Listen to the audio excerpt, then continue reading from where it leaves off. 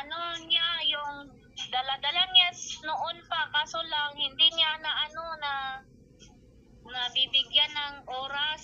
Wag na, lapag nyo po dyan, yung libreta nyo.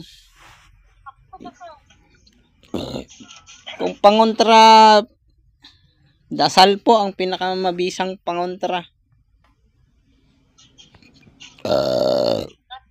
Ang ano yon, hindi kompleto yung libreta niya. Opo, yung ama namin lang ang dasalin mo, kompleto na po yun. Basta Pag ako nga nagdadasal, ama namin lang yung dinadasal ko, wala nang iba. Kompleto na yun. Paghingi ng tawad, paghingi ng biyaya, proteksyon, paglayo sa kasamaan.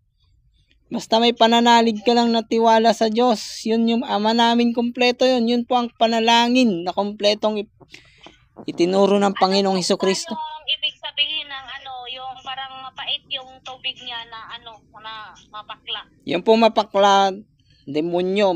Sa demonyo po yung mga gamit nyo. Lapag nyo po dyan yung libreta nyo. Papasunog natin sa kapangyarihan ng Diyos.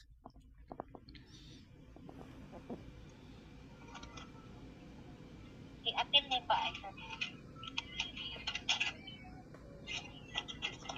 Ito yung ano niya, oh. May medalyon pa kayo ng kuan.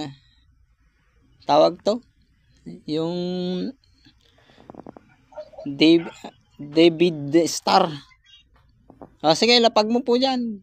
Medalyon ba na to? Then, meron pa nito, oh, isa. Oo, mga medalyon po yan. Simbolo ng kuan. Ang nangyari po kasi dyan, nung sa lumang tipan,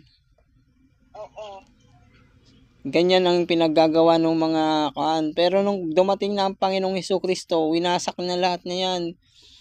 Pananalig na lang po ang kailangan natin para magkaroon tayo ng proteksyon.